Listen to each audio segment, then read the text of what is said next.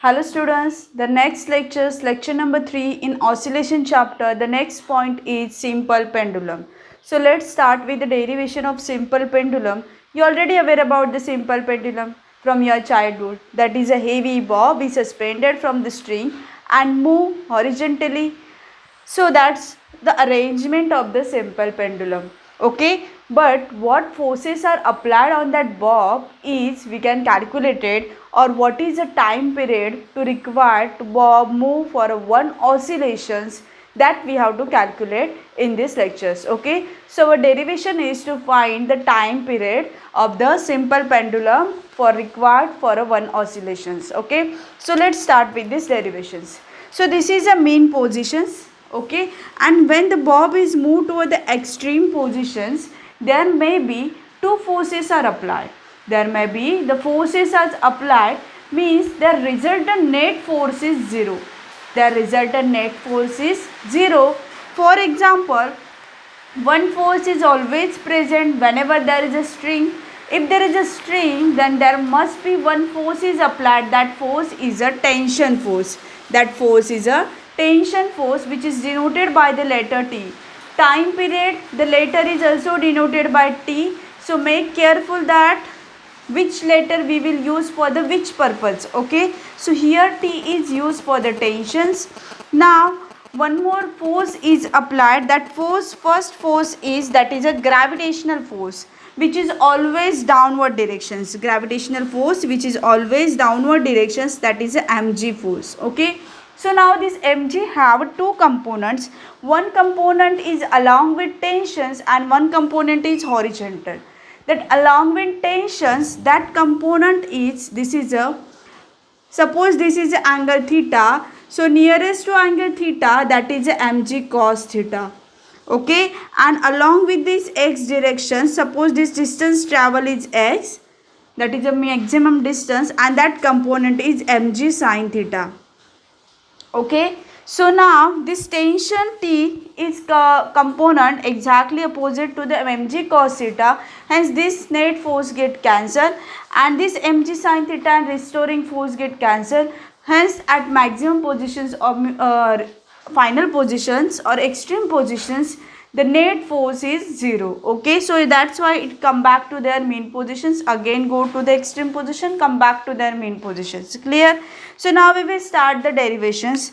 Here the force is applied, that force is nothing but the mg sin theta. That force is nothing but the mg sin theta, and that theta means this force is a restoring force which is opposite to the mg sin theta, means it come back to the mean position. So we will use that negative sign because the displacement and the force both are opposite direction, so it's a minus mg sin theta. Okay, so calculate the value of the theta. Suppose according to this geometry, this is angle theta, then make alternate angle, this angle is also the theta. Okay, so sin theta answer is, suppose the length of the pendulum is L, consider this length is from the center of bob. Okay, this length you have to consider center of bob. You have to do one practical, in practical exam, by simply the measuring scale you can use the measure of the string,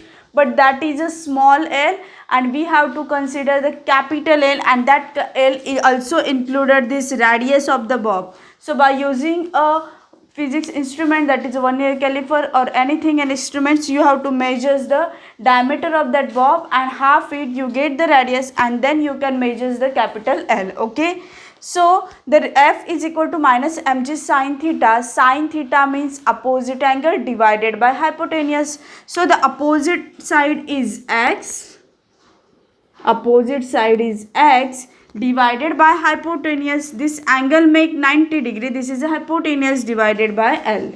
So this is a force equations for the simple pendulums, that which force is applied to these equations.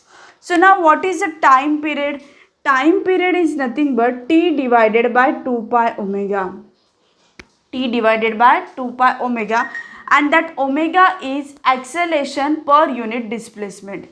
That omega is accelerations per unit displacement. It means 2 pi divided by acceleration per unit displacement.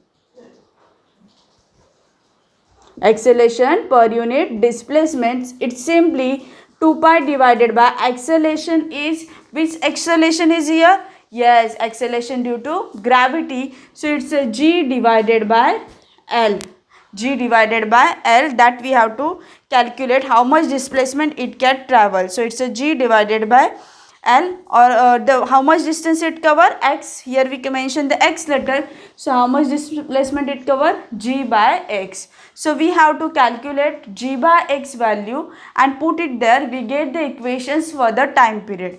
Okay, so now calculate, that is, we know that F is equal to minus mg into x by L. Okay, but F is equal to mass into accelerations, that is another formula. So mass into acceleration is minus mg x by L. This m and m get cancelled. We require, yes, g by x, that is a g upon x we have to require, or accelerations divided by displacement. So accelerations divided by displacement, either you consider g, or in standard format you can consider the a.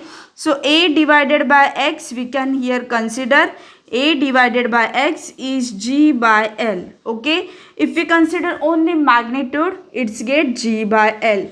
So the formula of simple pendulum time period t is, yes, 2 pi divided by this a by x is equal to nothing but the g upon l. So it's simply g by l, or you can write down that l goes to numerator, so it's a 2 pi into root l by g. This is a formula of time period of the simple pendulum. If suppose the question for the frequency, what is the frequency for the bob which rotate for the simple pendulum in the oscillations? Frequency is nothing but 1 upon time period. So you can write the 1 upon 2 pi root g by L. This is a final equation of the simple pendulum. Now the question is, what is the laws of simple pendulum? Then simply using this formula, you can write down the laws of simple pendulum. For example, first law is the time period is directly proportional to the square root of its length. Time period is directly proportional to the square root of its length. Second, you can write down the time period is directly proportional to the square root of acceleration due to gravity. Time period is directly proportional to the, or inversely proportional to the square root of acceleration due to gravity. Third law is time period does not depend on the mass. Is there any mass? No, mass is present. So time period does not depend on the mass. That is a third law. And fourth law is time period does not depend on amplitude. Is it depend on x? X is our maximum amplitude. No, so the time period does not depend the amplitude. Okay, so hope you enjoy these lectures. One more point is remaining, that is the second law of pendulum. What is the second law of pendulum means?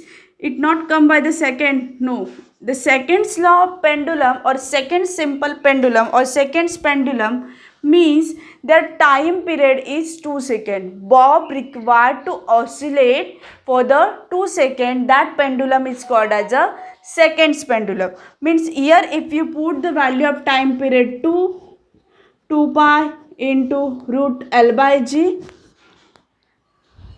then this 2 and 2 get cancelled. You get the equation, that is a length is, yes, length is, that is pi square get upon root g comes to here, so it's a g divided by pi square. So the question for the MCQ is also for the, what is the length of second pendulum? So the length of second pendulum is equal to g upon pi square. The second pendulum means its time period is 2 seconds. Okay, so such a pendulum is called seconds pendulums. Okay, hope you enjoy these lectures. If you like these lectures, please like, share and comment this video. And if you have any query regarding this oscillation chapter, comment me in the comment box. Thank you.